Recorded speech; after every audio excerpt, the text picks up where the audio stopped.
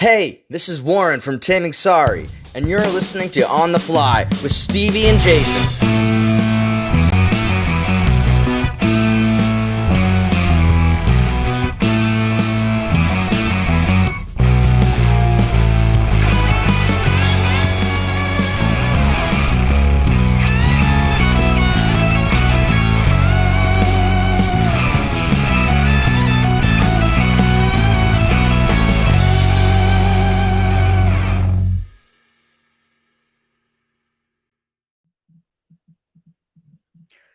All right, guys. On the Fly is back again. Another top 10 list tonight. Tonight, we're going dark and deep into the dungeon of Black Sabbath. Ozzy Osbourne, Ronnie James Dio. We've got Geezer Butler. Look at my guy there. With me tonight, back again. And actually, I have to say this. The first ever video interview I did was with this guy right here. And it was by mistake. It was because, yeah. Now, I don't know if you remember it or not, but my phone wouldn't call over to Canada. I couldn't make international calls. So we ventured out and we tried Zoom, and you can see it on the YouTube page. Of course, my internet's a lot better now, so we're dealing with it a little bit better. It won't be much of a lag, because last time I would ask a question, and I think with the lag, he probably would hear it about 4 or 5 seconds later. But tonight's a little bit better. But with me tonight is the lead singer for the rock group Taming Sari. Yeah, sorry, Taming Sari, Mr. Warren Meredith. What's up, buddy? How you doing tonight? Oh, it's great to be here, Stevie. This is gonna be a lot of fun. We're gonna talk about some of the original legends here of rock music, and then what became heavy metal. So it's gonna be fun. And as a kid, when Black Sabbath's name come up, I was a Kiss fan, but when everybody, and it's kind of hypocritical, because here's Kiss, a demon up on stage, spitting blood and breathing fire. I'm not worried about him, but when I hear the word Black Sabbath, I'm like, oh no. A little background on how I got into Black Sabbath, and this is kind of a good story. I got into professional wrestling in 1984, the late part of 1984, and I was watching these guys, and you hear them. They started coming out the music back then. It was big with the wrestling thing. Everybody had a theme song. And then I'm seeing these guys, these big dudes, come out with face paint and spikes, shoulder pads, and I'm like, and then the song comes on. It was like, and I'm like, what the heck is that? And of course, it was the Road Warriors from the old NWA days, Crockett days, coming out to Iron Man. And I was like, what the heck was that? And that song, I mean, you didn't hear much of the song, but I heard enough where it made me want to go venture out and find out who sang that and what it was. And I remember that year for Christmas, my mom was asking me, what do you want for Christmas? Make a list and all this. And she never had any problem with Kiss. Never had a problem with buying the mask, buying all the stuff. But when I found out who sang the song, when I put Black Sabbath Paranoid cassette on the list, she looked at me like, what are you doing now? And I was like, I'm not going to go worship the devil or anything. I promise you. It's just there's a song on there I want to. And Paranoid, that was how I got into Black Sabbath. What was your first memory of getting into Black Sabbath? So I'm born in 86, and I'm probably watching the Letterman show in the early 90s. And that's probably the first time I would have been introduced to Ozzy, and would have been him, I'm guessing it would have been after Black Sabbath, of course, for him, because he's from 70 to 80, and then Ozzy goes on to have this monster career of his own afterwards. But he stayed with everything that Black Sabbath was, and I got that. Even as a kid, I understood that Ozzy was the Prince of Darkness, and I understood that whatever Ozzy and Black Sabbath had, Ozzy was carrying it on. Ozzy was still the darkness. So I think that they marketed that successfully through the 90s for him, and made sure people understood that I guess that's Sharon's work. Yeah, Um, definitely. she's a huge legend in the industry. Oh yeah. Like the one of my great memories from, first time I got to open for a bigger band was with the opening for the London Choir Boys, or this now known as the Choir Boys. Right. And and so they have that great piano rock, which is just so cool, honky tonk rock style from England. And their stories were fantastic, because when I got to talk to them about, like, how they grew up in the same town as the Rolling Stones, were the same age, knew them all the way, good friends with them to this day, went on world tour with Guns N' Roses. And of course, Mm. yeah, exactly. In 93. So during the big Oh year. wow. Use your Yeah, yeah, illusion. yeah. Yeah. And so then, of course, the big thing was that they got managed by Sharon Osbourne, because Spike, their lead singer, who has a raspy voice, so I really like him. He has a similar style voice to myself, or he's more of a Rod Stewart, to be honest with you, but went in a different Right. style. But yeah, so that what was I thinking again? Oh no. Anyways, that band was awesome, and had a big influence on me, and Sharon had to step in and manage them for a time. That was my point. Yeah. So Sharon had a lot of experience with Ozzy and with Black Sabbath, with drug abuse and recovering artists and bringing them back and making them productive again. So the record labels brought her in with the Choir Boys, but it didn't work out long term. I guess they didn't see eye to eye. But both are successful today in my eyes still. They're still both rocking around the world. Anyways, Well, that's my little side story. yeah, Sharon, as some people give her the bad rap about how she's treated some band. I think she had a little incident with Iron Maiden a couple years back about unplugging stuff and all this and eggs, but the lady knows what she's doing. I mean, she's turned Ozzy into a marketing. I mean, even when the whole craze with the Osbournes reality show, I'm sure that was all Sharon, but you know, she definitely knows what she's doing. She turned Ozzy's career around where he could have ended up in the toilet. He could have probably would have ended up dead somewhere, and then she gets him back on track. And actually, tomorrow night, this is going to be like an Ozzy week for me. Tomorrow night, I've got another friend coming on. We're doing top 10 Ozzy Osbourne songs. So that I've been Nice. I've been hearing Ozzy in my sleep this week. So You're gonna be uh Aussied out. yeah, oh Sharon. But all Yeah. right. So what we do here, it is simple. We do our top 10 list. We start at number 10, move right down to number 1, and then we compare our list, and then we'll put it out there. And if you got whoever you guys think's got the best, we'll make the Black Sabbath heavyweight champion of the world. But doing my doing It's my not me. doing my research on this, and I don't know if you realize now, a lot of these songs that they did, and it's got the like Sabbath, Bloody Sabbath, or Black Sabbath, or Heaven and Hell. People will always look at it like this is promoting evil. This is promoting evil. And a lot of these songs are doing the exact opposite. It's talking about hatred for evil or going against evil. Heaven and hell, saying that you've got a little bit of heaven and a little bit of hell inside of you. And I'm giving away some of my stuff here. But, it was interesting to read how misconstrued a lot of this stuff gets, because, and I think it's just because the name Black Sabbath is up there. I don't know, but they really played on it to good use. They did a great job marketing it from the very beginning, and you can really, what I enjoyed the most about it was hearing the sonic development through the first with Ozzy and then into Dio. I really found this development, this linear development, where they were getting slightly heavier, but maintaining groove, maintaining that rock groove vibe, but it was getting heavier by the moment, and the guitars were getting thicker.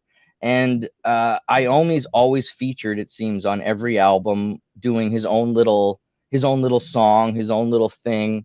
And it became clear to me that it's Iommi's band. But, Oh yeah. but, but the beginning is really cool because Geezer Butler is the primary lyricist on most songs, and he's the bass player.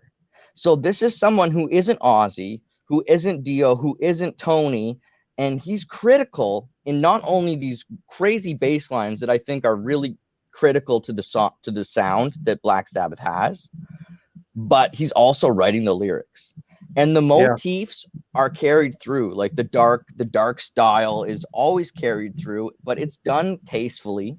And most of it is anti-drug messaging, or like don't do this or this will happen to you.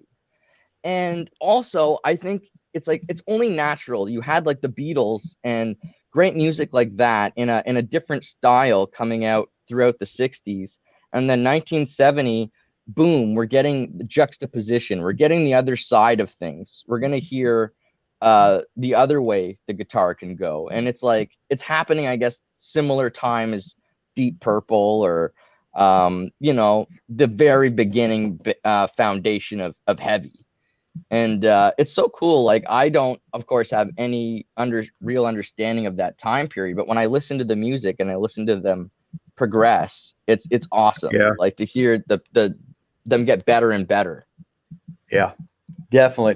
Like I said, I was late getting into Sabbath, and that Sabbath actually got me into Ozzy. And I think I got into Ozzy about Ultimate Sin time, '86. But checking out the back stuff and finding this stuff, it's just awesome because, like I said, Paranoid. I remember getting that on cassette. She actually went through and got it for me for Christmas. I pulled out my Walkman and listened to it with my earphones so she wouldn't have to hear it. But Paranoid was just awesome start to finish. And there's a lot. I've got a lot of Paranoid up here on my list, but we're going to start it off. And I'm going to let you take the floor first since you're the guest. We'll start off with your number 10. Okay.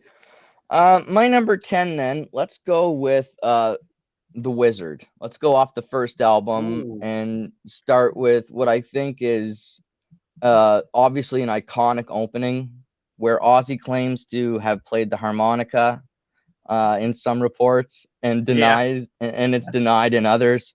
And I highly doubt he did, but maybe he did. Anyways, what I love about that first album is the rawness, and we get to hear Black Sabbath finding itself, and we get to hear Ozzy Osbourne in different tonalities. Later on, you'll hear him only in the high range, and this goes on later. I'm sure you find in when he does Ozzy Osbourne, he finds this high range, this sweet spot where we all love it, and of course, it made him, I think, world famous. That high range sweet spot that he found. But in the first album, he doesn't always do it. Sometimes he's in a different tonal range. He's lower. He's gravelly. There's all these different experiments going on with Ozzy's voice in the first album, and I think that's present in The Wizard. And it's 70s rock sound defined. I think even if you take out the darkness, this song is it's 70s rock. Like it doesn't even need to have the dark edge to it to be awesome.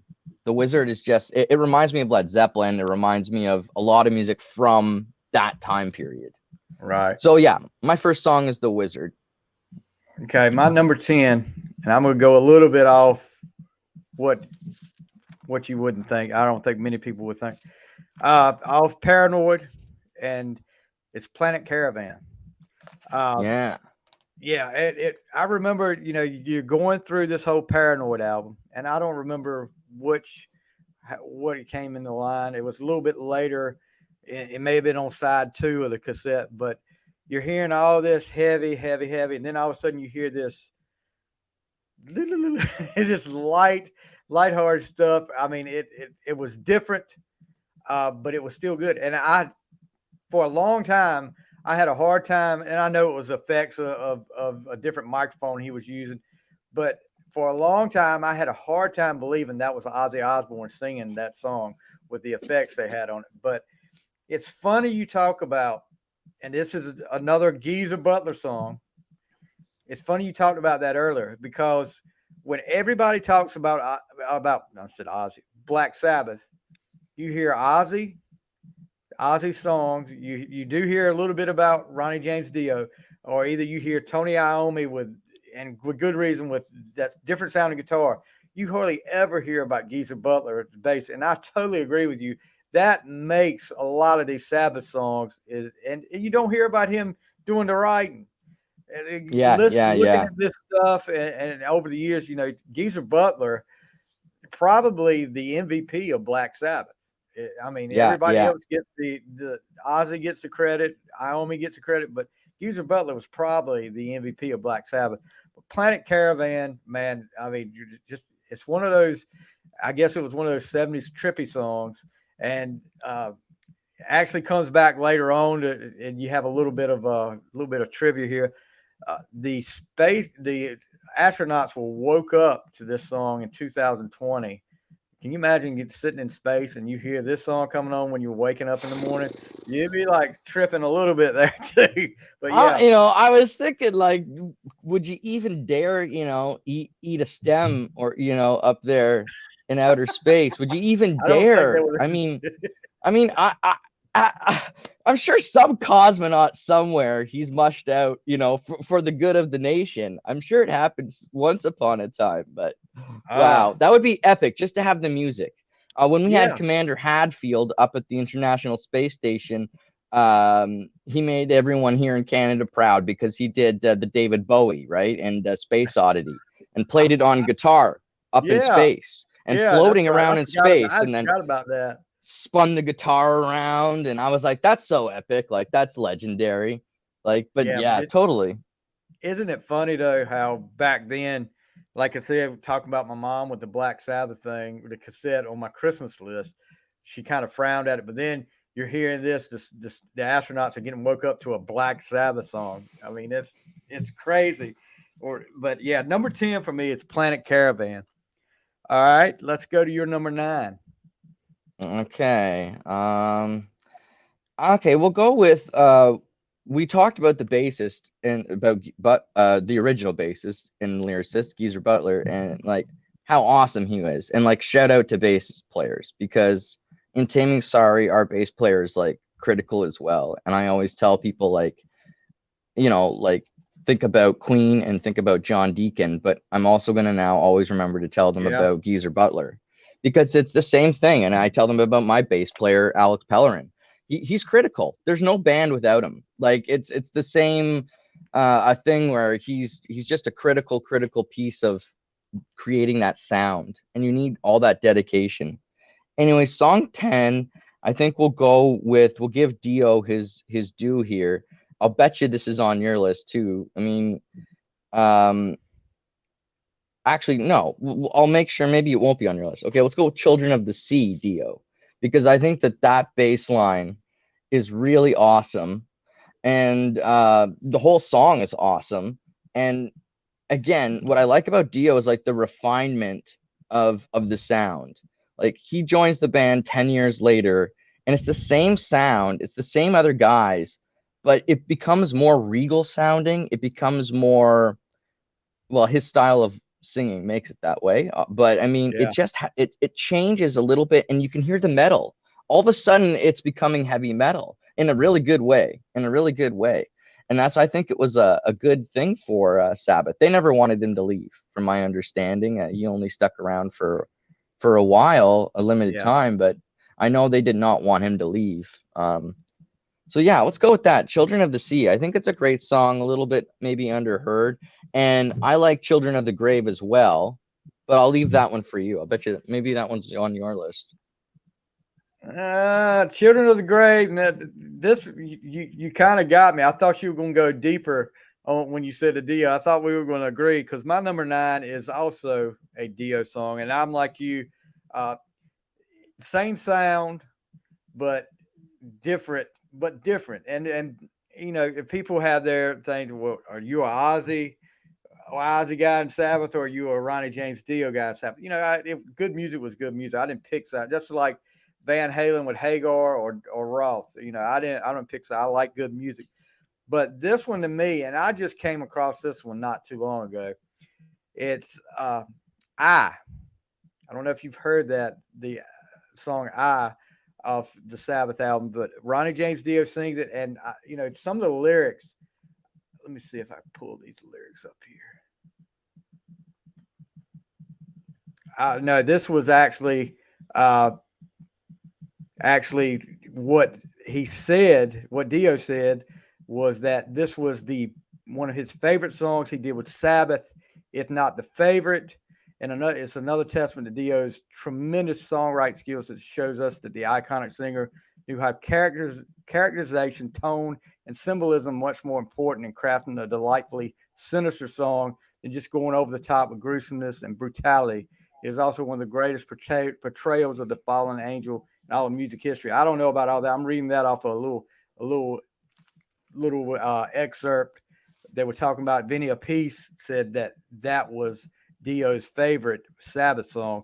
But reading up on this and looking, I said, okay, well, I'm gonna go ahead and I'm gonna give this song a listen. And I don't know if you've heard it before, but it starts off kind of slow grooving, but man, and the words to it talking about I am a monster, I am this, I am that, and it'll get you. I went out for my walk and listened to it again today, and it'll get you kind of pumped up. But and Ronnie James Dio, I didn't really get into a lot of the Dio Sabbath stuff until later on, because for a while there, when the 80s, in 86, when I got into like metal music, and Dio was his own band, had his own band, didn't realize he had been in Sabbath. But then later on, man, there's a couple of Dio songs on this list for me. But if you haven't checked it out, check out I. I think it's a little bit of a deeper cut, but is that off the second album? Do you think that's off the second album you did? Hold on, with them? I'll find out for you right now, because I listened to it on my iTunes.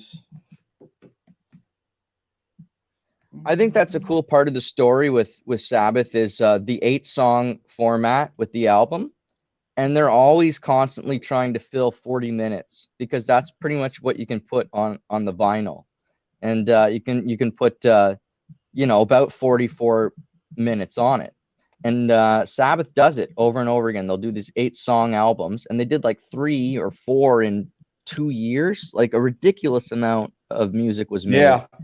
In a very short amount of time. Ozzy did 10 years with this band, and then like 9 albums. So I think they explored what they wanted to explore together, and they may have strained relationships because of all the touring, back to the studio, back to touring, back to the studio, and the Dio was just to freshen up. He was a nice fresh voice, a fresh attitude, and they could try some things a bit differently. And he's awesome. He's an awesome vocalist on his own. Like he's great. I came off of when Dio came back to Sabbath in '92 off Dehumanizer. Okay, yeah. Oh wow, nice. So the comeback album, nice. Yeah, with Geezer's back, and you got Vinny Appice, and then of course Iommi's there. But yeah, Dehumanizer, because I'd never really listened to Dehumanizer till this stuff came around. We started doing this research. But I mean, if you don't get a chance to listen to that. That's a pretty awesome song. Nice. So who you got at number 8? Okay, so at number 8, let's be lame, but I've got a reason for being lame. So we're just gonna say Paranoid, and I'm gonna just say why. This band has no singles. This band has no attempts at being a single band. And people, when they hear Paranoid, they go, "Ew, Paranoid, why are you doing that again? Paranoid, why?" Because it's their only single. Even Iron Man is 5 minutes long, which is like way too long to be considered a single. And this band was like 5-minute long songs was like the bare minimum. So like, I think it was critical. If they didn't have this song chart, if they didn't have this song play on the radio, I don't think we would know about Black Sabbath. I don't think they would have taken off because, and maybe Paranoid helped change the scene as well. I mean, we had music going in this direction where we're at today, where it's like if you can come up with a song that's 3 minutes, that's what the radio wants. They're not Yeah. interested Oh, in yeah. 5 or 6 minute songs. They're gonna laugh at you or just ignore you at least. So I mean, I think it was critical and it's so big in their sound and represents the drug use going on. It's just, I think it's important. People might think, that's cliche, and that's why I'm saying it, because I know you're gonna go with the deeper cuts, and but I got to bring it to the front here. It's classic. It's everything that Black Sabbath is supposed to be. Yeah, you know, I we'll talk about that a little bit more because that's a little bit higher on my list. But yeah, Paranoid. Nice, nice. Yeah, you can't go wrong. I mean, the way it starts off, I you know that. Oh man, Paranoid. Yeah, I've definitely got it on my list, and like I said, a little bit higher. But I don't think that's lame at all, right there. You know, you it's their only single. Tell me this now, and maybe you know you're a little bit more into the music industry than I am.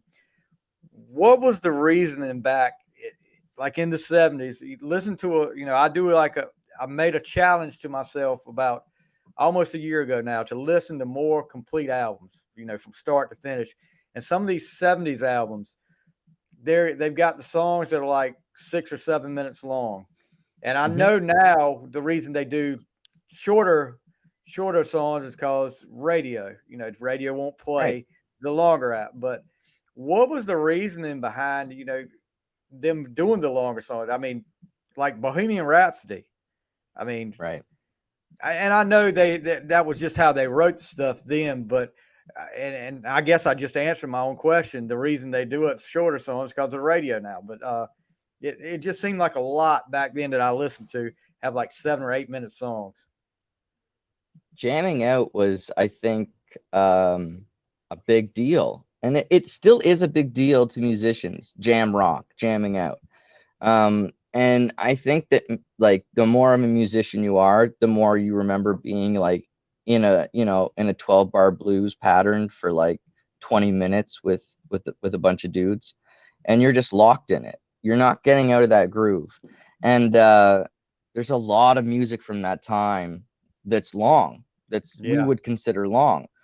um, I think people just saw it differently. They thought of it differently. It wasn't about the marketing plan that way. It was about getting people to try and buy into a whole vibe. Um, and like I was saying, like even on the Black Sabbath albums, there's seems like there's always two songs that I wouldn't call throwaways, but they're not serious in the same regard as the other six. I normally hear about 6 songs on those first 3, 4 albums that are incredible. They're all incredible yeah, albums. Um, but I hear about 6 songs a piece that I'm like, wow. And then about 2 songs where they get experimental or they go right off the yeah, deep end. Um, I think there's a lot of experimentation going on, and there's a lot of a search for a pattern going on here because there is no single pattern being chased, which for me is interesting. For me, I want to make singles. That's the world I feel like I live in right now. I feel like no one's interested in picking up a full book. They're just interested in taking a page and getting into that. And so at least that's the way it feels. Also, it's so hard to market and get value on a full album today. Each song you want to feel like it's worth selling, it's worth representing. You want to feel like you've done the work on it. And there's so many artists today. I think that's the other difference. yeah, Today on yeah, Spotify, there's just like so many people uploading music all the time that for me, I think it's like we have to humble ourselves. Like I look at this and I sometimes I go, wow, I can't believe they recorded so much music in such a short period of time. But I realize with my band and with us, we're trying to be incredibly strategical, incredibly shrewd with our dollars spent, incredibly like I was saying, strategical thinking about how you're going to enter the market. Can you get noticed? And if you're going to get noticed, it's one song, to be honest with you. And it's so hard these days to yeah, compare yourself. The musicianship was awesome. Like these guys are amazing musicians. The yeah, drumming, everything is really, really good. There's no faulting any of it anywhere. And again, today Do we practice as much? Do people practice as much? Yeah, the best do, but I mean, not everybody. It was like a different way. I think music just it held a room. It was different. Put on a record in a room and leave it for 40 minutes, you Yeah, know? exactly. Exactly. And a lot of people don't do that these days. But No, no. all right. My number 8, and I changed this. And this is one we talked before we went on the air about how I had finalized my list this afternoon when you messaged me uh and yeah, I came in here at 6:30 and said, I'm going to put this on there. I can't leave this one off. From Black Sabbath Volume 4, Snowblind. And Oh. yeah, the song is exactly what it sounds about Yeah. addiction to cocaine. Yeah, it's Snowflakes about are the baked good. cocaine. Snowblind is the addiction. And when my eyes are blind, but I can see it, it can either mean the trip, going cold turkey, or an overdose. Of course, the Sabbath was tied to a lot of drug use with good reason. I think they admit that, no doubt about it, especially with Ozzy. But the band wanted to call the album Snowblind, but the record company Yes. wouldn't allow it. But man, and like I said, when I went for my walk today, I turned Sabbath on, just let it play. And this was actually, I had a list of about 20 songs, and Snowblind was one of them. And I was like back and forth with it. I said, I got to put this on the list. I can't leave it off. Ozzy does a great job here. Uh, and what can you say? Like we talked about with the guitar work and the bass work here, it just all comes together. And man, I'm when I'm hearing it, I'm just like, why didn't I know about this song before? Because I heard, when you hear people talk about some of the Sabbath songs, I'm like, well, I'll listen to Sabbath. But, when I finally get around to really listening to this stuff, man, these guys are incredible. And Snowblind for me is number 8. Absolutely. That's cool. And yeah, and then the record label changed it the day before or something. They changed it Yeah, to like they yeah. called it to Volume 4, which Volume pissed the band 4. off. The band was like, "Yo, we never called any of the other albums Volume 1, 2, or 3. So why are you doing why would you call it that?" But I always thought that was kind of weird when you look through the discography and you see all this. I was like, well, where's the other volumes at? Where's volume 3? Where's volume 2? Just like you said, and there's none. But I guess that was the best they could come up with in a short time. I think it was the record label making a move on Zeppelin because Zeppelin was naming their albums, Zeppelin 1, Zeppelin 2, and marketing that Yeah, successfully. And I would see them doing this, thinking, let's just name it like this, and people will kind of see like, a trend. That's make it my thought simple. on it, you know. But that's a great song for sure, and Yeah. it comes a bit later. And do you find like Oh, it's heavy? Do you find it's heavier, or do you where do you find it sitting?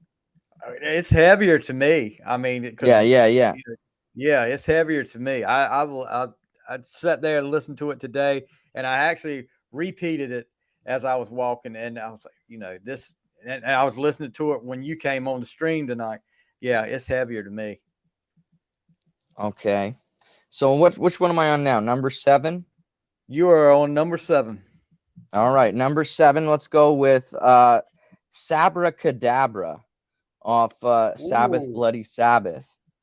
I think that Ozzy's high end, his voice here is like mastered and it's like on full display.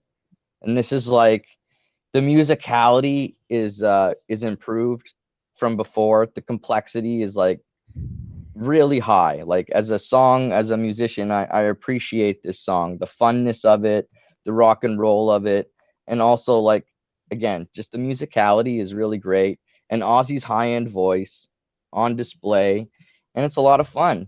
And I had a lot of fun listening to that song again, and I forgot about it. And I was like, no, this is like the type of song where you're camping and like it just comes on, and you're like, what is that? What is that song?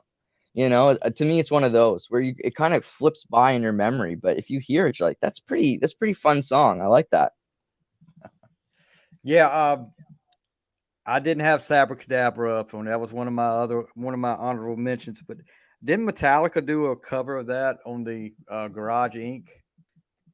I think so. I I think think that so. was I think that was Metallica that did it. Yeah, but my number seven, we'll go right into that. another another great blah, blah, blah, another drug reference here, marijuana, Sweet Leaf. And I mean, they make no attempt to disguise the fact that this is about marijuana. They talk about, I mean, from the start of the song, when you hear Tony Iommi coughing, and they do the and then it starts off, and I mean, there's no doubt what this is about, but pulls it off great. Uh, but Sweet Leaf, excuse me, Sweet Leaf is definitely one of those. Like I said, another Sabbath song that I've heard people talking about. I heard them mention Sweet Leaf is a good song, or either Sweet Leaf is. I guess it's what you like, but Sweet Leaf definitely made my top 10 at number 7.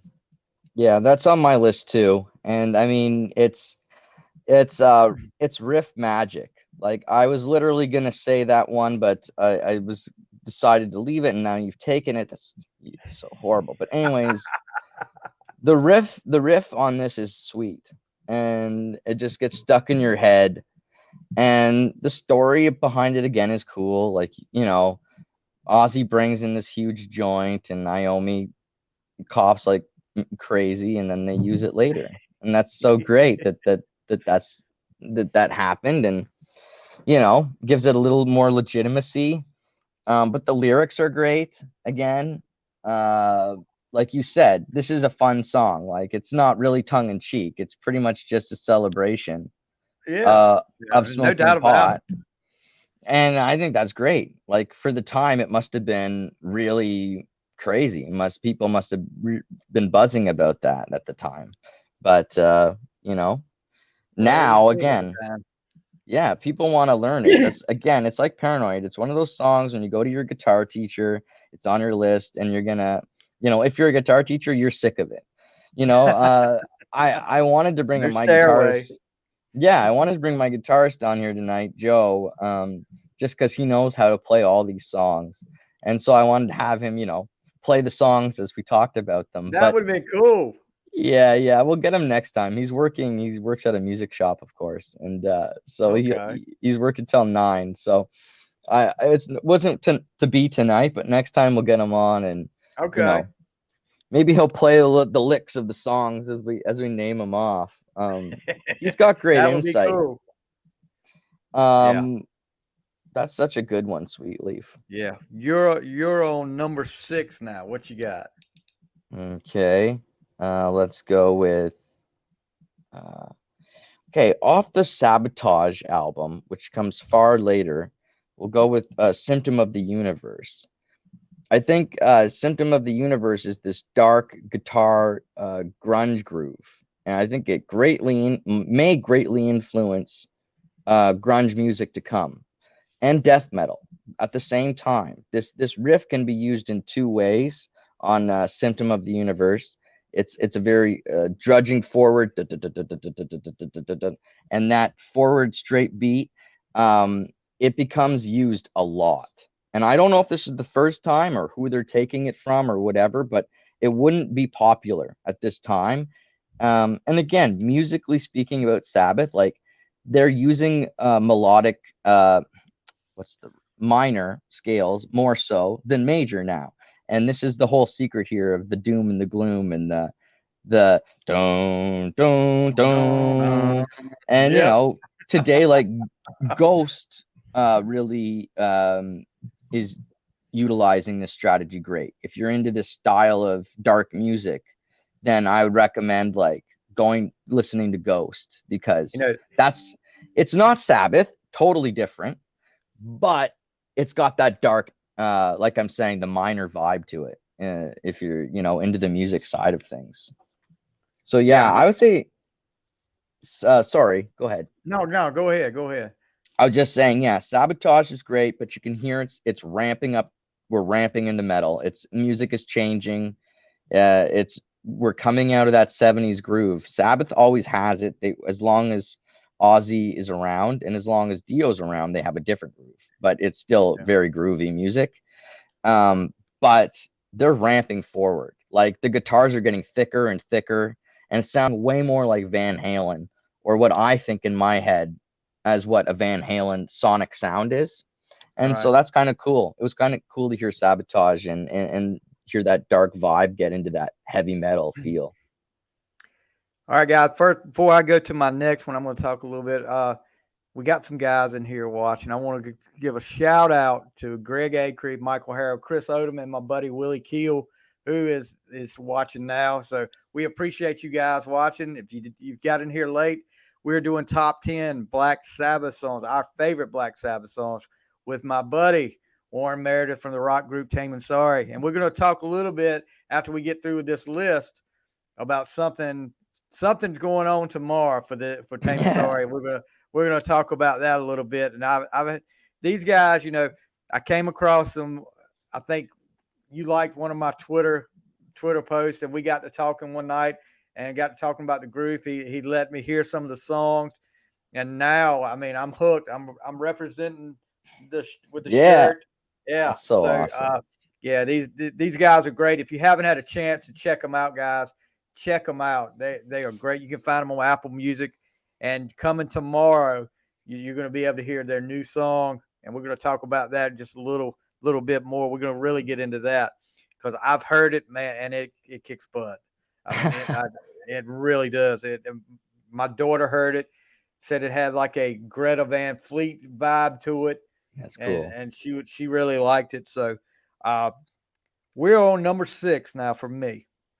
So number Hmm. 6 is from the album Sabbath, Bloody Sabbath, and it is the title track, Sabbath, Bloody Sabbath. And Nice. to listen, I was reading up on it. Geezer said right in the song, it was all about the ups and downs of the success of Black Sabbath, about dealing with Mm. the success, dealing with the lawyers, dealing with this, dealing with the drug stuff, and all that, trying to make it work, but I think they had a kind of a writer's block, if what I read was right. They actually went and rented this house that was supposedly a haunted house. Let me see where that was. That's so And awesome. That's so yeah, awesome. yeah. I I don't mean, we're care if it's kind a of lie. I don't care if they lied about it. That's so awesome. That's yeah. so I good. mean, yeah. Here it is. The band rented the supposedly haunted Clearwell Castle in hopes that the change of scenery would give them a vibe and shake some songs loose. Apparently, it worked. On their very first day there, I only wrote the riff to Sabbath, Bloody Sabbath. So, That's yeah, awesome. what kind of band goes and rents a freaking haunted castle and it works like that? I mean, I've heard stories about bands like with Motley Crue would shout at the devil, and Nikki Sixx was kind of dealing with the occult a little too much from the story goes. But yeah, Sabbath, and all these people, all these bands that come after Sabbath, they follow in Sabbath. You gotta say they follow in Sabbath. But Sabbath, I Bloody believe they Sabbath, are. yeah, oh, Yeah. definitely. I mean, Yeah. Yeah. even I believe they are. even Kiss to a certain point is following Sabbath. Uh, but Sabbath, Bloody Sabbath is my number 6. So let's go to That's your number 5. What do you think? What do you think about Sabbath, Bloody Sabbath? it's a great song. Like I like the whole album. I love that the vibe is still the same, but Ozzy's voice is refined. He's really on top. His voice is what we all know it to be and think of it in our head. And again, I think that whole album they're launching into a harder guitar sound, a thicker guitar sound, and even the drumming I think is there. It's always straightforward. That's the other great part about Sabbath is even though it's evolving, there's certain things they keep, and I always find the drums are is straightforward and keeping that hard groove going in that direction. But yeah, it's a great song. I like that whole album. All right, let's go to your number 5. Well, I really like jamming out to Children of the Grave because of the drums. I think that is just something you can't ignore. Whoever thought of the drum pattern like that, Again, it's the same as the harmonica intro on the Wizard. If that's a Yeah. producer, if that's the producer saying we're going to do this with the drums, we're going to do this with the harmonica, like that producer's worth his weight in gold. He's beyond recording them and capturing this legendary sound. If the producer is also adding these great intro ideas which really capture you, and that drum goes throughout, like doom, doom, doom, doom, doom, doom, and that echo on the drums maintains the whole way through, and it's sweet. It's really sweet and sticks in your head. Can't get it out. And also the vocals are sweet. I think it soars above. Again, the Aussie vocals that we love when they go high and soar above and conquer. And then I Yep. think Dio does a version of it as well, which is equally sweet. So just a slightly different, you know? That's Children of the my Corn. number 6. Yeah. Yeah. That's your number 5. So number 5 for me, and this could be higher. This could actually be my top 5 could really switch out anytime. I could switch it up and it would be fine with me. But number 5 for me is Heaven and Hell. And Oh, yeah. You took one of mine. Yeah, yeah. when you hear that opening doom, doom, doom, doom, doom, doom, doom, and to hear it live, the live versions of this where Dio hits it and gets the crowd to do the oh, I mean, it is freaking awesome, man. And to hear it, and we talked a little bit about when people hear the Black Sabbath stuff. Oh, it's dark and evil, it's satanic and all this. This song is like just saying you've got a little bit of heaven and you've got a little bit of hell in you. You know, Yeah, oh there's yeah. good and bad in everybody. But Dio's the king of rock and roll rainbows, man. Like yes, he made rainbows cool. He brings that word into Sabbath songs as well, which is not common. Like he kind of breaks trends a little bit, but he's just showing that there's two sides to the coin, like you're saying. There is a little heaven, yeah, there is a little hell. And that song intro, like you're saying, again, the galloping of the horses, doom, da, da, yeah, doom, da, da, doom, da, da, doom, and the yeah, soaring vocals that Sabbath is known for. Ozzy may have made them known for it, but those vocals soar above. Like, ba, ba, ba, ba, ba, ba, ba, ba. It's so sweet. Like, yes. you're right off the bat. I love Sorry, I it. didn't mean to ruin everyone's ears there, but so good. It just, as soon as you said the song, I started singing it in my head. I started dancing. Yeah, If you go back, I'm I like mean, this. yeah, I saw you and you sing me a song. You're a Yeah, singer. Yeah, yeah, exactly. Right off the bat. And but it's just, ugh. it's got a great melody to it, and then you think about when before I go any further, we got this is my guy that's going to come on tomorrow night and do the top 10 Aussie with me. This is Chris Odom. He's got 12. He said, I actually put down 12 for y'all in no particular order. So, Chris, post that in your comments, and then we'll go back after we get through and we'll compare with you on that. But yeah, even when it was funny that this song meant enough that when Dio came back to Sabbath later on, not the first time, but the second time, and Ozzy wouldn't let them use the Black Sabbath name. They called themselves Heaven and Hell. So I mean, that was how big that Sabbath song was. But yeah, Ronnie James Dio, what can you say? Like you said, that guy is freaking awesome. Uh, Yeah. you listen to some of the Dio stuff, Hungry for Heaven, uh, Breathless, stuff like that. And then what was it? Mystery. Yeah, there's a lot of Dio songs out there that people don't hear a lot about Dio, but man, uh, great vocalist, and just he doesn't get enough credit for the Sabbath stuff. I think it's interesting because his talent level is so high, and this where again where you see what a Sharon Osbourne can do for you. It's like, yes, your talent level can be awesome, but if you don't have the right hype train pushing you with the right message marketing wise, it probably won't go very far. And that's the Yeah, thing with Sabbath that they did right from the very beginning.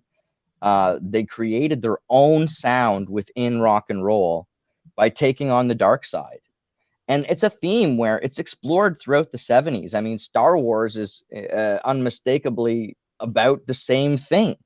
And Yeah. so is, Lord of the Rings and all this stuff about good versus evil that was, capturing minds in the 70s. Drug use, of course. They're just hitting on all the main key issues. And Yep. Dio benefits greatly from getting to be here so that we get to, open that book and look at his other music, look at everything Dio did. But like Heaven and Hell is what I love about it. It is Sabbath, but it's so Dio. It's so Dio. Yeah. It's Yeah. It it's like is. it is a meeting of the two worlds and If shows it can really work well.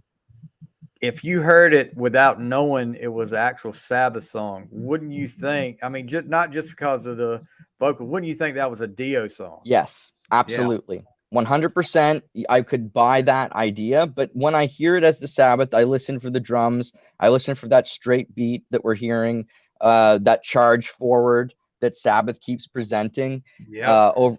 It's part of their formula. So I'm like, yeah, it is different, but it's the same.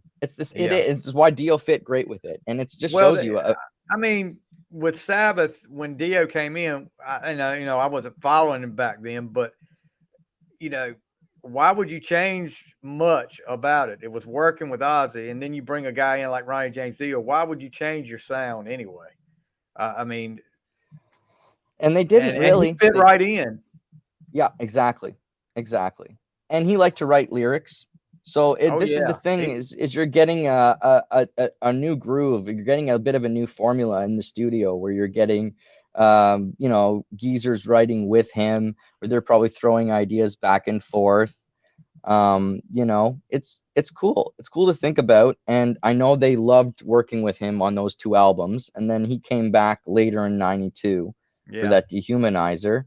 And then Ozzy comes back in like 96 or 97. yeah, yeah. And And Dio comes back again after what was it, 2015, 16, somewhere around there, because Ozzy and Sharon wouldn't let him use Black Sabbath. So, which it it's is what it is. interesting. You know what's interesting to me about that is, again, the hype train. And you want to get your name in the media, you want to get your music in the media. And like a few weeks ago, Neil Young came out and said, "Boo boo Spotify," and then he released an album a week later. And you're like, Yeah, okay, there it is. Okay, that's so why he I, did it. I I like it when the hype train makes itself apparent, and we can put aside any high and mighty ideas, and it's the same as when people were freaking out about hip hop artist Kanye West, and there's what is he gonna say now? Well, that's the whole point. And if he's got you listening, that's fantastic He's marketing. won. He's won That's already. that's right. That's fantastic marketing. And so Sabbath is just so good at this. And I'm not saying that they didn't dislike each other at times, or they didn't fight, or they didn't break up, but I will say they've always had the interest of making money with that band, because it should. The amount of music that band recorded in that time period, I think, is legendary. Yeah, To me, as an artist, someone who's like, oh God, like I don't know. It's just I'm tomorrow we release our 12th song, and then the next day we're going to the studio and we're gonna record two more. So that'll put us at 14 songs, and then we have four other songs that we recorded in 2018 that are buried because they suck and we don't want to share them, right? So it's like, in reality, we're at 16 songs in like 3 or 4 years. I mean, COVID, you got to give us some credit, because COVID yeah, ruins everything for everyone. But you exactly. know, beyond that, it's like if I mentally try and stack anything I'm doing up against what those kids did essentially back in 1970, after only knowing each other since 68, they come out to do 1970, 1971, 1972, 1973. There's albums, full albums. And I love it that they're working back then it's the format. So today we were talking about the single format, like the 3-minute deal. And back then it was the vinyl format. You got 40 minutes, you got 8 songs.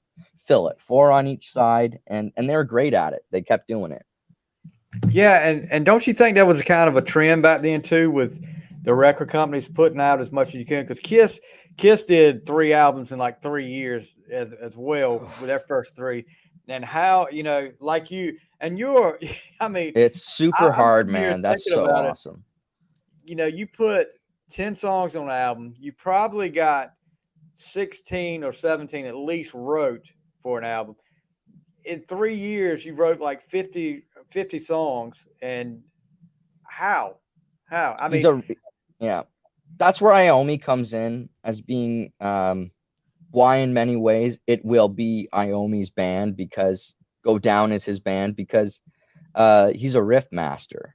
yeah, If you're gonna write that many songs, that you need to be an absolute riff master. And I mean, that's the thing is, the last year we've been working with our new guitarist. He's very young. He's a baby, but he's very experienced. He's been playing festivals since he was 12, and wow, trained by his grandfather, who was like a wicked old rock and roll guitarist.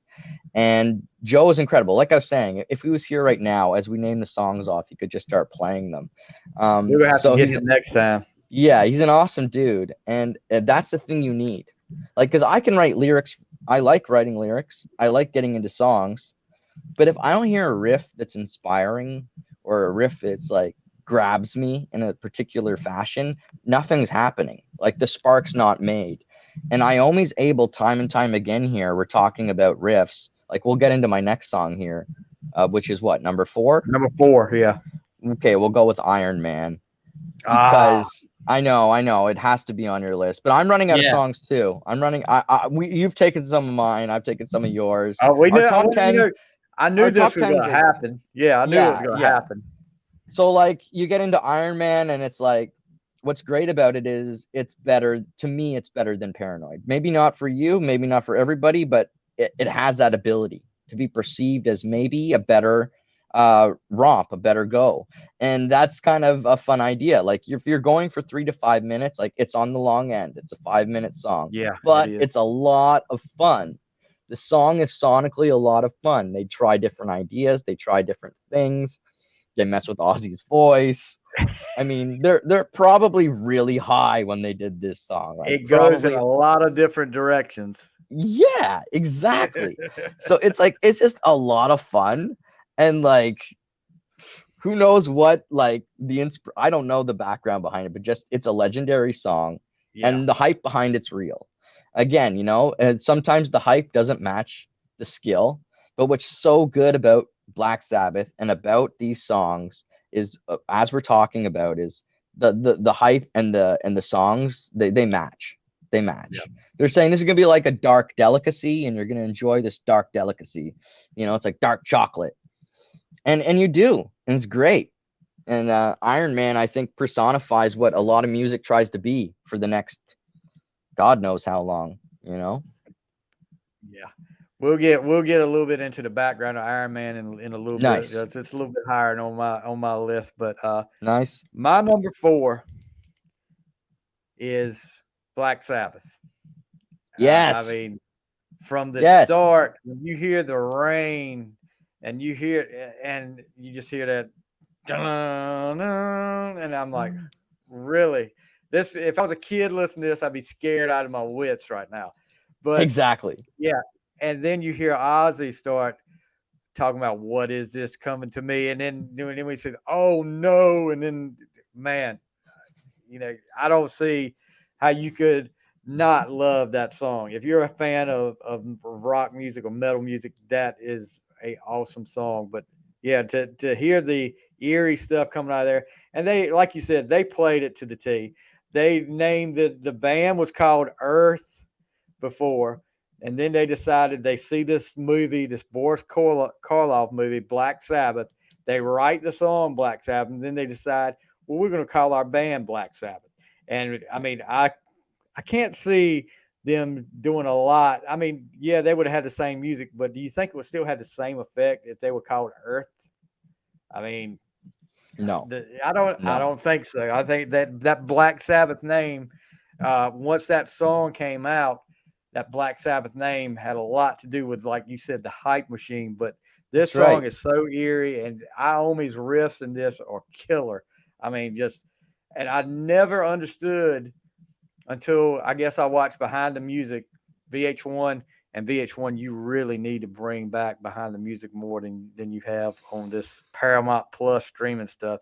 But watching it on and seeing how Iommi's in it, I think working at a factory, got his fingertips cut off and had to relearn how to play the guitar, and that's where that sound comes from.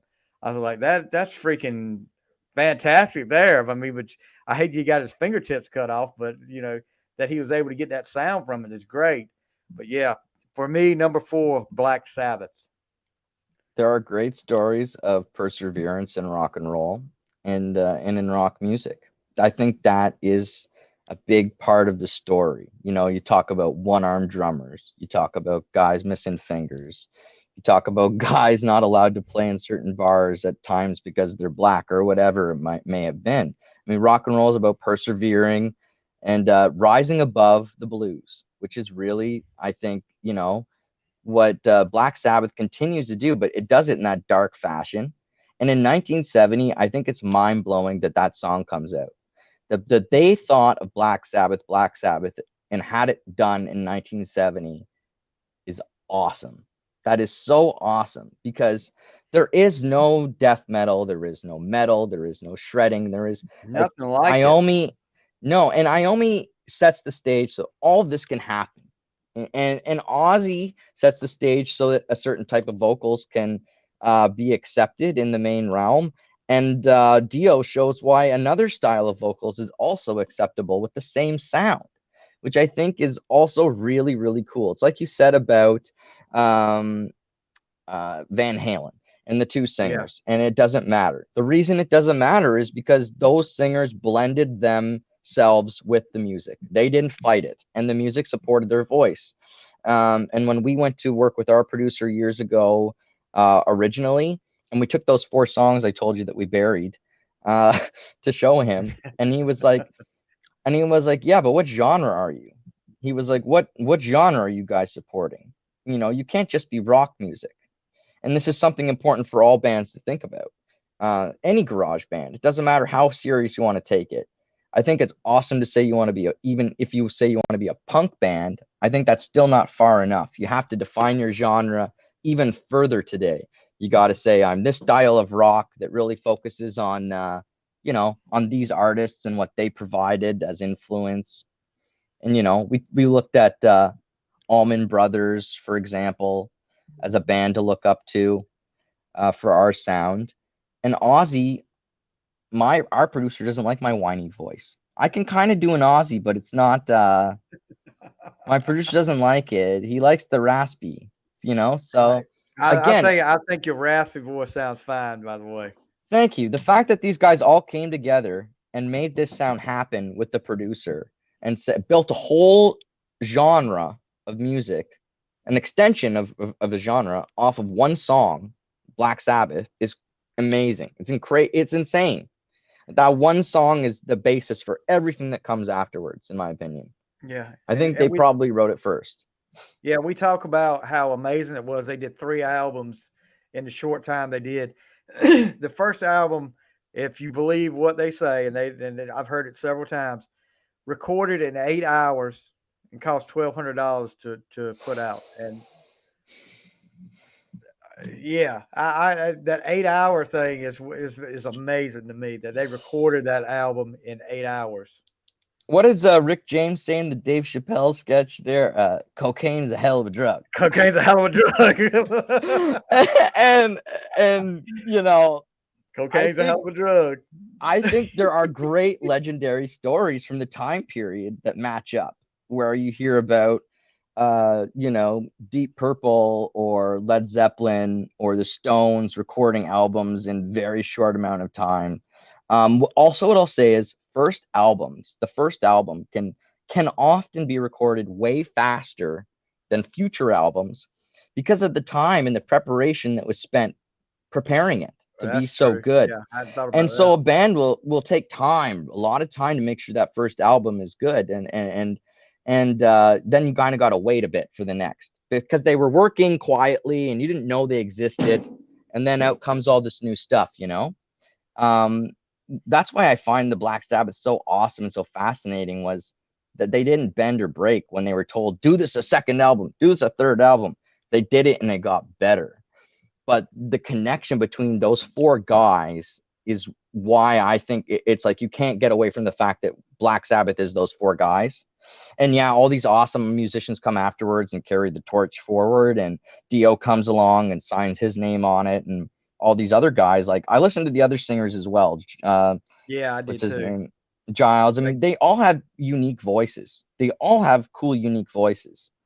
But I find that later on, without Dio, without Ozzy, the talent scale tips in Iommi's favor.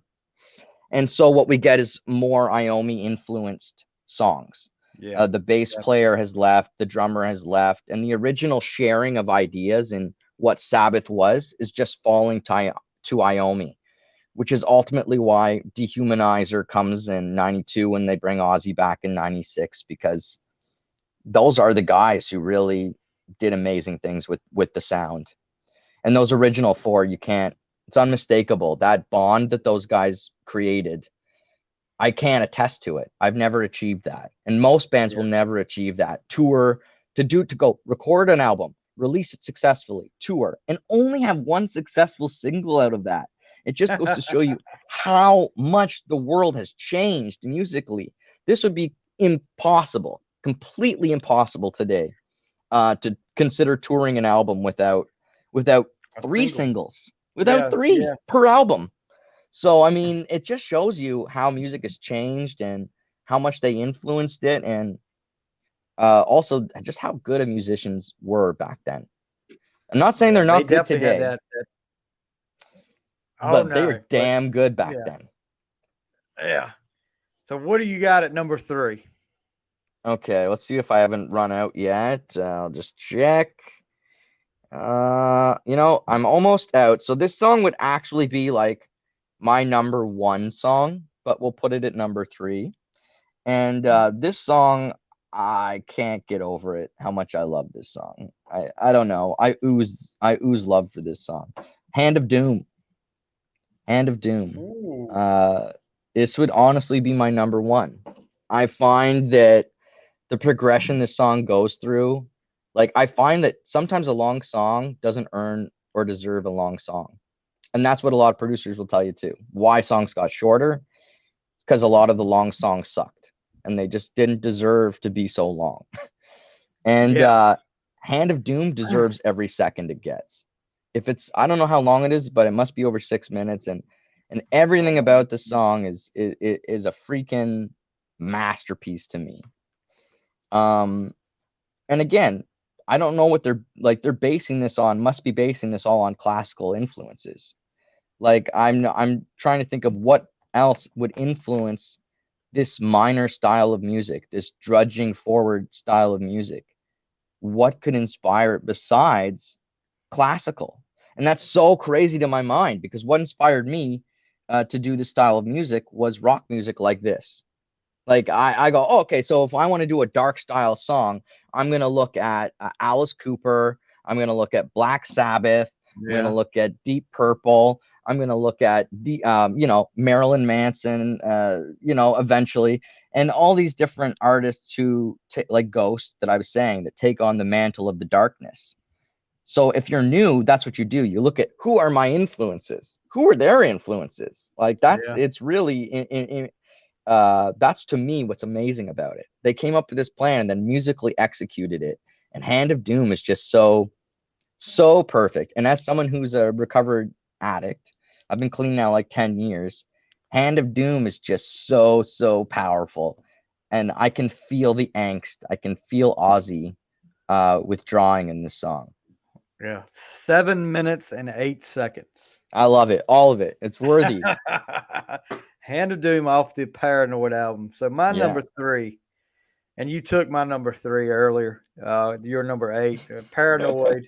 Yes. Paranoid was my number 3. I mean, I have a affection for the Paranoid album, being that was the first album I really listened to for Sabbath, and just to get one song, I got that cassette. But then I ended up like, you see how many how many Paranoid songs I've got on my list. There's one. Well, I can't give away all of them yet, but yeah, I mean, Paranoid for me from the start of it. Doom, doom, doom, doom, doom, doom. I mean, and you know, there's with some bands when you hear their songs like, and I guess there's probably some people out there that have fatigue with that because they hear it a lot, or Iron Man, but not with me. I mean, not with me on either one of those songs. Just great. I could listen to them over and over. I'll tell you this: when they come on, I don't I don't skip. Yeah. I love both of them, but Paranoid number 3 for me. So let's get to your number 2. Okay. Well, then I guess we're gonna look at. I'm going off some other ones because I've said them all somehow. Okay, let's go with NIB or Nib. I think it's like what we know as Ozzy, what we come to expect from him, and just yeah, that's a wicked song. My notes for it are sparing, but I put down that this is a wicked song.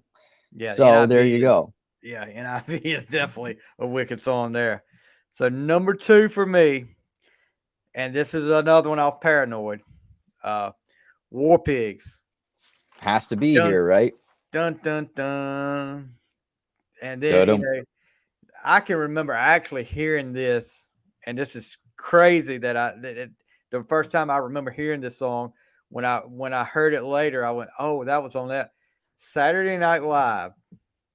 Dennis when Dennis Miller did the Weekend Update, they had the intro to it, and War Pigs was playing in the back. And of course, this was probably 83, 84. The Cold War was at the height of it was the peak there, and I think that was done intentionally to play because this was what that was. War Pigs was aimed at the Vietnam War. It was against the war and all that. Of course, if you listen to the lyrics, General gathering at the masses, uh, just like witches at black masses. Yeah, he's definitely anti-war here, and that time frame with Vietnam and stuff. Yeah, War Pigs. But to hear I guess for me, when you hear that intro to it, and it's kind of like they stop and Ozzy sings, and then they catch back up, and then it goes into a whole different. I'm like, holy crap!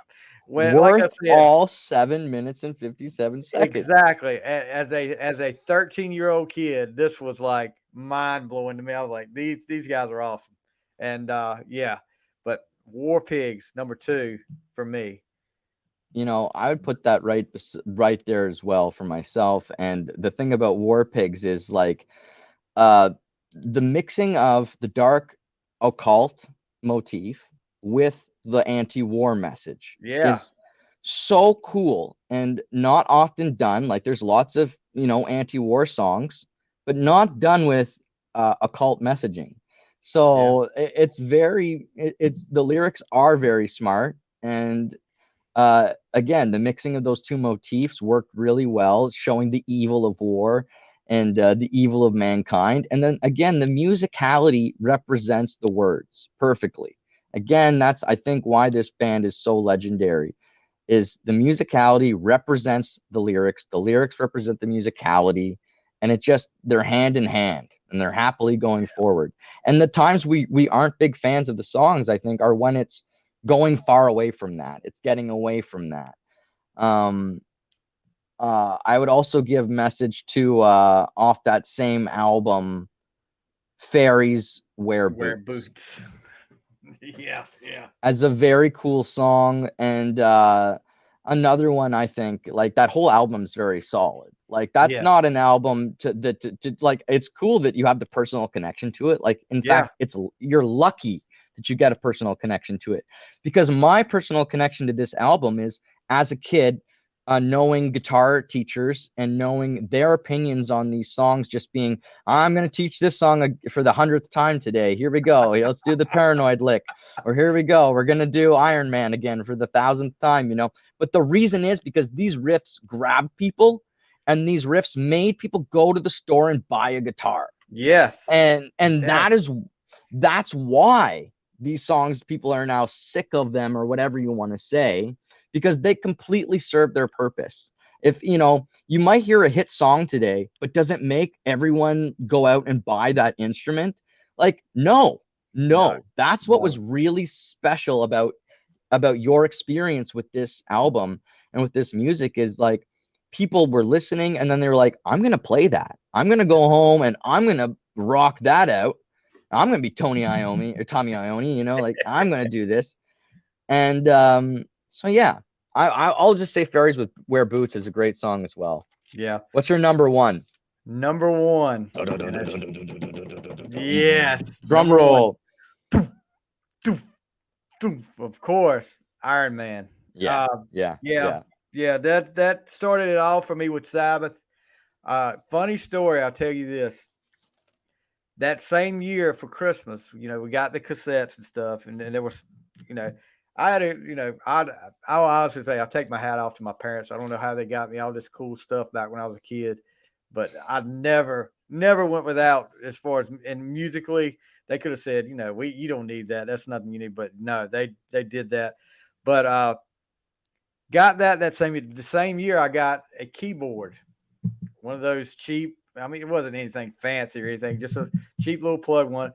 And I sat in there at my kitchen table one night. It was probably Christmas night, and listening to that intro to it, and I by ear, I figured out how to play Iron Man on the keyboard. And then I was like, oh, this is pretty cool. And to this day, like, it's been over the last summer, I coach a football team, and they're when we have summer workouts, they had a piano in there. And I was sitting there, let's see if I still know how to do this. And I played a little bit of it, and the guys were like, wow, that's Iron Man, isn't it? I was like, you guys know what Iron Man is. I've played it right. And I know, there you go. Yeah, Iron Man, the whole wrestling connection with the Road Warriors. But then it just opened up everything else to Black Sabbath. And to listen to the little bit of background on it and the words, no, it's not dealing with Iron Man Robert Downey Jr., but it says it's about a man who travels through time, sees the end of the world. On his way back to Earth to warn the human race, he goes through a magnetic storm and is turned to iron. Nobody believes him about the end of the world, and he gets mad, taking his rage out on the human race, thus bringing about the end of the world that he saw. Of course, Geezer Butler explained that Ozzy Osbourne put the idea in his head. I was walking down the street one day and thought, what if there were a bloody great bloke made out of metal walking about? So, yeah. So, I mean, yeah, Iron Man, it's like I said, like you said earlier, it goes in many different directions. I mean, from the slow, dun, dun, and then it speeds up. Then, I mean, it's all over the place, but it's such a great song.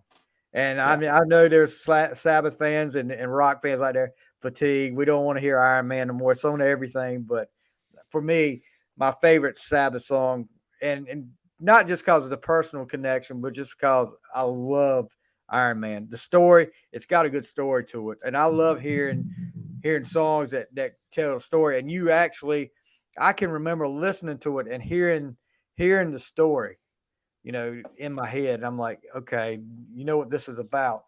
But that's what gets me about a song, when it tells you a story and you can actually see it in your head. All right, this is what's going on. This is what he was thinking. But yeah, Iron Man for me is number one. So you got you putting Fairies Wear Boots as number one?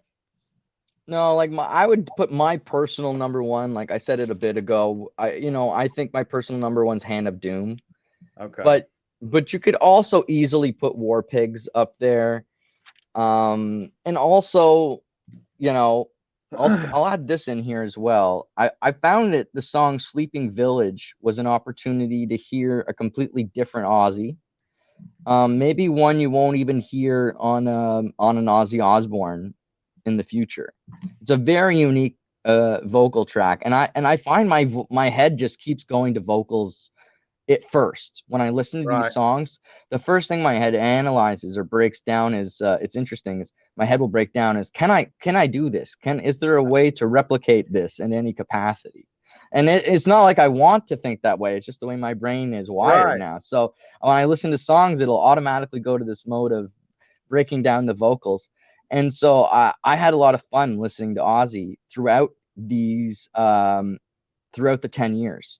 There's a real change. There's a real growth you can hear, a changing of his voice. There's also a changing of his delivery.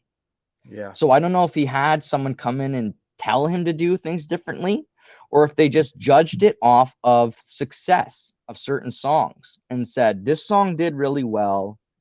This is the voice you got to stay in. But again, I would hazard a guess that Sharon Osbourne plays a very big role from the beginning in molding Ozzy, taking him to another Oh yeah. level.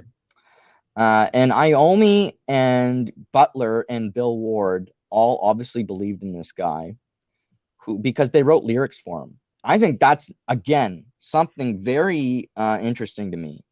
Like, my bass player, Alex, is an incredible bass player, but I would feel so guilty if I asked him to write my lyrics on top of writing his bass line. Yeah. And then I took the glory on stage, and in the press meetings afterwards. It would be very, for me, I don't know, maybe that makes me silly or something, but No, I that's see what just you're coming from, because that's like, the singer's going to get a lot of credit whether he wrote the song or not. He's yes, going to get a and lot of the credit. yes, and Ozzy's voice should get a lot of credit, but like, Yeah. these guys obviously cared about him for 10 years because he was the one doing the most drugs and getting the most carried away, Yeah. and missing things, etc. But he, of course, has the last laugh. Like, you're gonna do in your meeting tomorrow or in your next podcast, you're gonna talk probably about how he goes on to what, quadruple his earnings Yes. that he made with Black Sabbath. Like, he really puts it in the rear view mirror, whereas Iommi's never able to. It's always, Yeah. that's why I say it's Iommi's band. It's his through the good and the bad. Yeah. Once Black Sabbath isn't great anymore, Ozzy's not there anymore. He's only there for good stuff. I mean, even the weaker stuff that he's on with them is amazing. And the Yeah. same with Dio. His Dio stuff with them is just good. It's all good. You can have different preferences, but again, most musicians aren't good enough to do what they do today, in my Yeah. opinion. Play I for 7 agree. minutes on average. Most, like, I don't even know that I would be interested in doing that format. So it just shows you how even I'm affected. Like, I'm a rock and roller and I love some of these 7-minute songs. But even for me, I'm like, that's daunting. That's daunting to think about how I'm going to sell that to people today. People are infatuated with things like Island Boys, where there's literally, I don't know if you ever saw these guys, but there's literally no musicality or no lyrics or no work to it. It's one verse, you know. The Over and over sampling again. world, what's that, sorry? You said one verse over and over again. Yeah, exactly. And this is what we see today, or what happened with sampling kind of got to the point where it's, I don't know. I love all music. I'm the first one to tell you I took jazz, tap, ballet. So if people are going to say and hip hop and African dance. So people are going to say I'm criticizing other types of music. I'm not. I'm not. But I will say that it's all these different styles of music have impacted each other. And that I'm not sure if it's good all the time or not. Like, I'm not sure that rock should impact pop. I'm not sure that pop should impact rock. But you know what? Artists come along, they're born, they hear all these different stylings, and they want to Yeah. combine them. And Yep.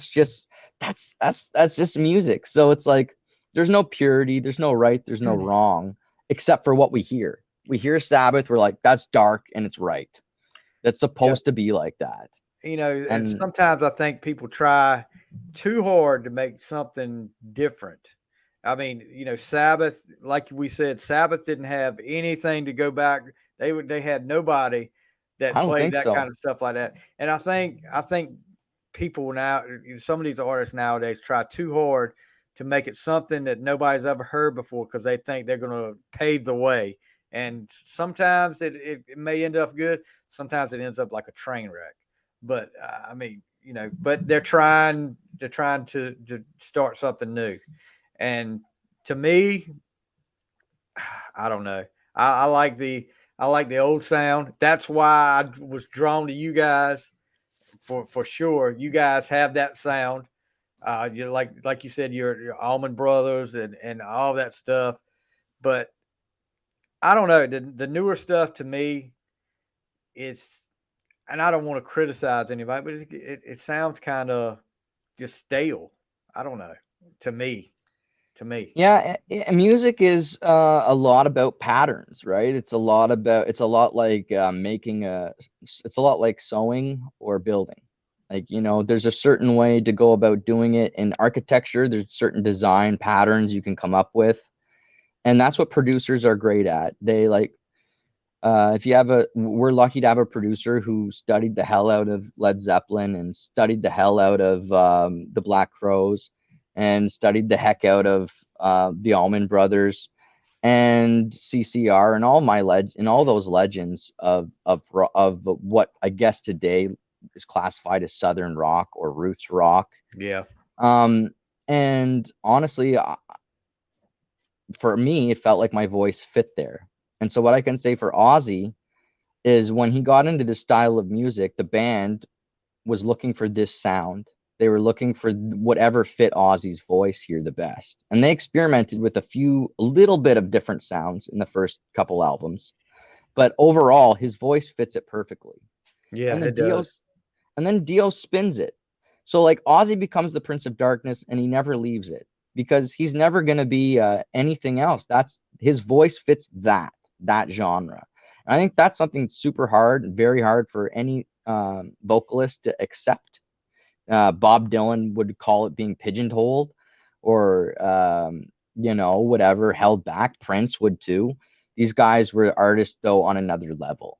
Yeah, And that's what I would say is Ozzy is the top of what I would call like he's selling that character.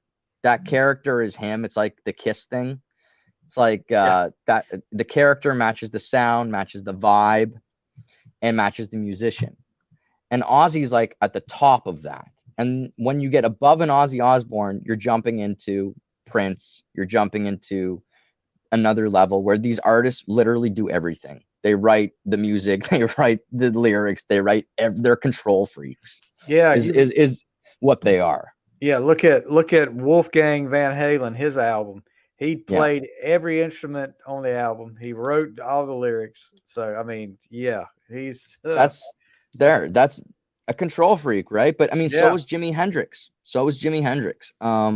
A lot of these greats who are, like I said, there's music. Ozzy's a legend to me because I look up to him and I say Ozzy's so good because he let people work with him. yeah, He lets other people shine, which is not always common. He's a frontman who is so confident in his sound that he's able to allow for Tommy, and for Geezer, and for Bill, for all these guys to be amazing and shine in their own way. You know what I mean? yeah, definitely. So that's what I So like about him. we've done our top 10. And like I said, Chris Odom, who is going to do the Ozzy songs with me tomorrow night, he put a list in here of 10 songs. And I'm going to read these off to you. Some of them are repeats from us. He's got Paranoid, which Yep. of course we talked about. He's got The Wizard from your list, Nice. Iron Man, Yep. Children of the Grave, which was on your list as well, Heck yeah. Sabbath, Bloody Sabbath, On your list. yeah, NIB, which was on your list, Nice. Nice. Never Say Die, which wasn't on Oh, our cool. list, Okay. but Off the last Ozzy album with yeah, them yeah, before the Heaven comeback and or whatever. Hell, Mm. which we had, Lady Evil, Okay. uh, Interesting. yeah, Sign of the Southern Cross, Mm. Children of the Sea, and Yep. then Symptom of the Universe. So Nice. Nice. we had some repeats. He had some ones we didn't have up there. And Chris, we're looking forward tomorrow night to talking a little Ozzy. But something else we got to talk about here. We talked a lot about Black Sabbath, but tomorrow is a very important day. February 17th is the day the new Taming Sari single comes out. Uh, the Imposter. Now, Yeah. the last single was crazy, which I Mhm. loved. If you guys have not checked that out, go back and check that out. Tomorrow, when the best thing to do tomorrow when this comes out, go on Apple Music, wherever you want to go to, and check out all of these songs. These guys have got incredible songs. I'm a big fan. I've got the shirt. I bought the shirt. Love to see these guys at concert. If COVID would let us do it, we'll try to make a concert with Taming Sari. But talk a little bit about this new single, The Imposter. Okay, so we recorded it on the same weekend as Crazy. And it it came together really nice. I think it's a good song. I like it. Yeah. It's a lot of Oh fun. yeah. Yeah. The Greta Van Fleet thing makes me feel great. That's a great compliment that your daughter gave us. Definitely will take that.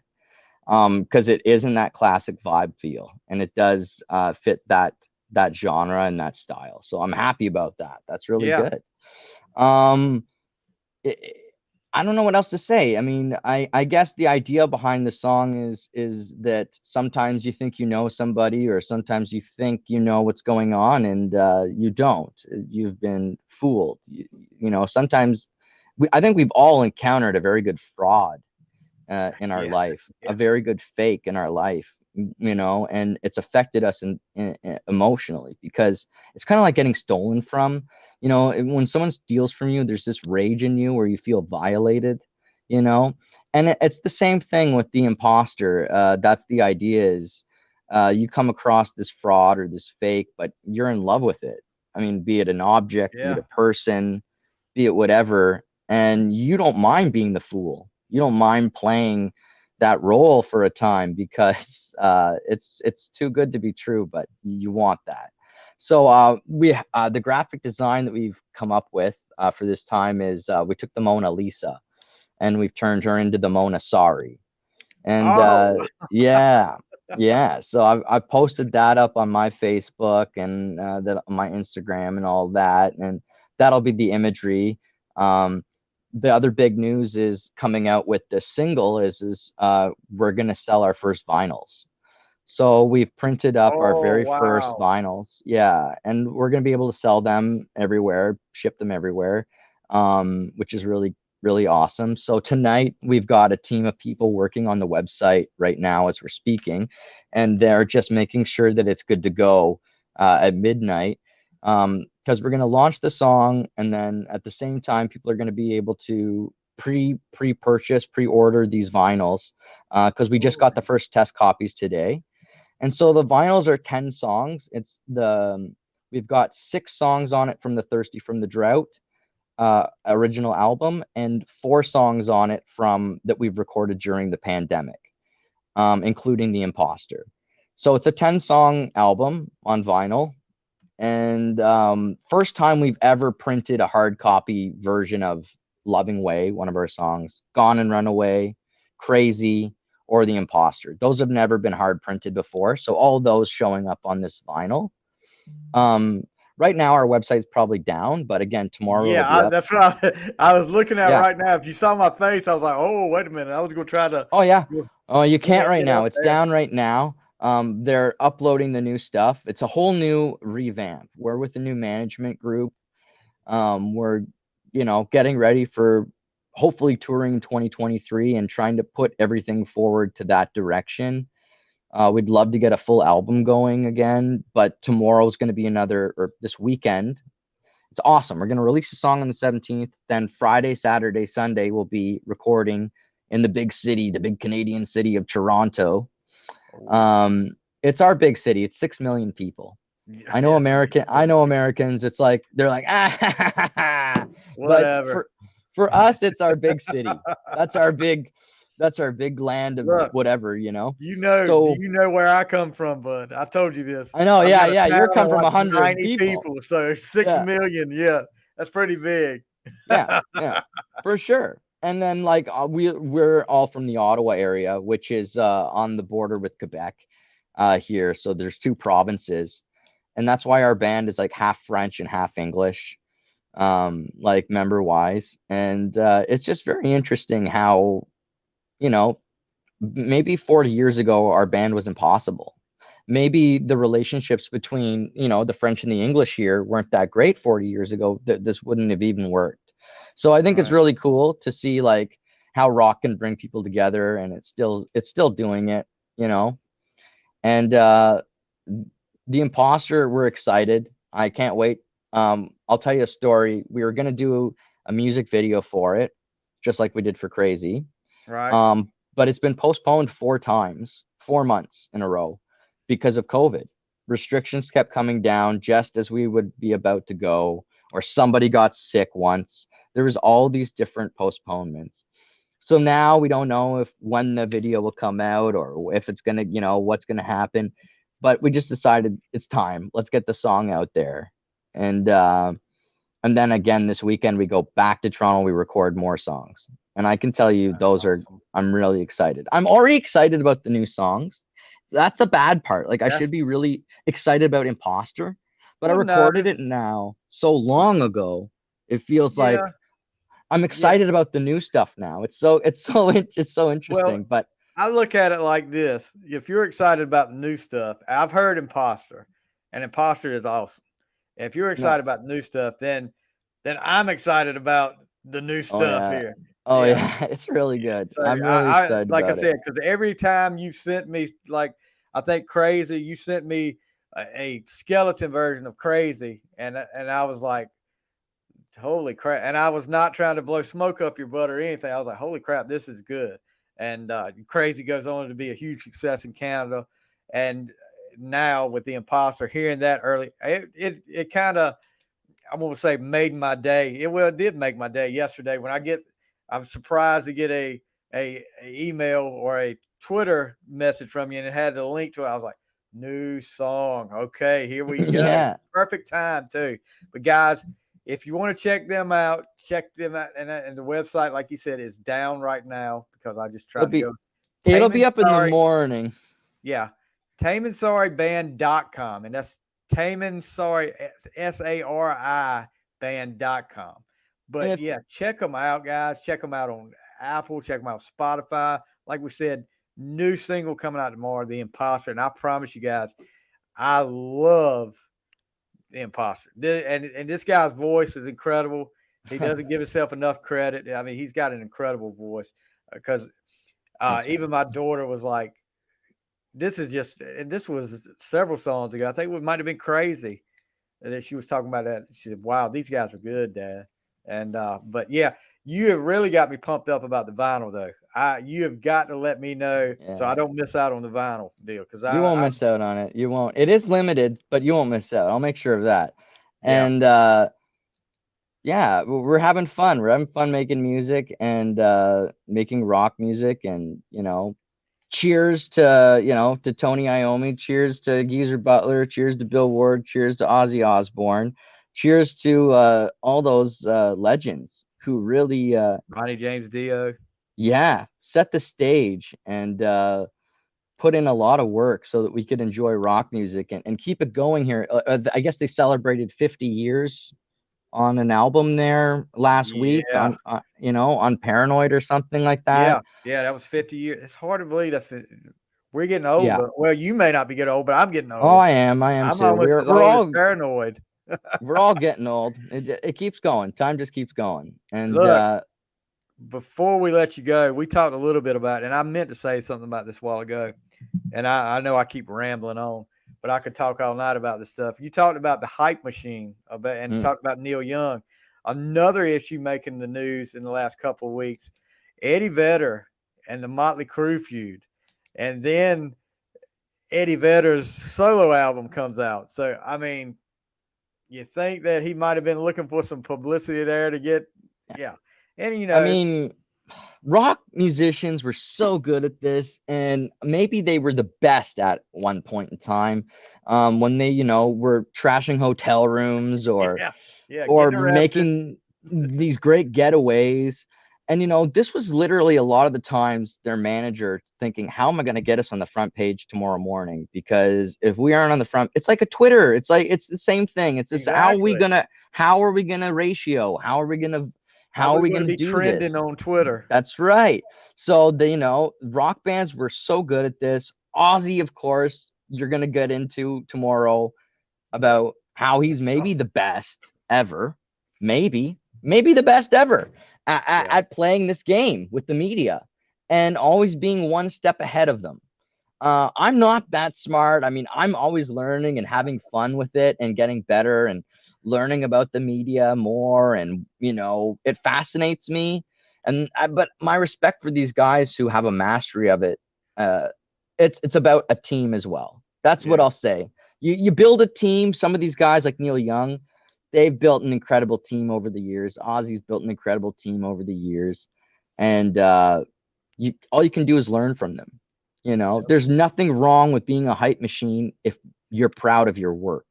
It's no different than renting a billboard if you're an auto mechanic and you think you're the best auto mechanic. You believe in yourself, you advertise and you push. And that's no different in any industry. And the Ozzy Osbournes and the Black Sabbaths are just the ones who figured it out really fast and set the trend so that people could figure it out for themselves really fast. Definitely. Yeah. Well, I hate to say it, but I think this night's going to come to an end. I had a blast as always, and like I said, we've got more people to talk about. We've already discussed this. Who your influences are, who you like, who you know the most about. We're going to talk about them. I may not know as much about the next ones but I'll do my research. I'll try to learn more. But we're going to definitely have you back again. Like I said, guys, Taming Sari, new single coming out tomorrow. Check it out on Apple and Spotify. It's called The Imposter. Check out the website, tamingsariband.com. And guys, we got vinyl coming out. I'm excited about the vinyl now. I really am, because that's I like the hard copy stuff. I like to be able to hold it in my hand, and that's just awesome there. But Warren, thank you so much for taking time. We talked almost 2 hours tonight, but I've loved every minute of it, guys. Appreciate it. Tell your band members, awesome job on The Imposter. And like I said, you guys check them out tomorrow. That is Warren Meredith from Taming Sari. Night, everybody.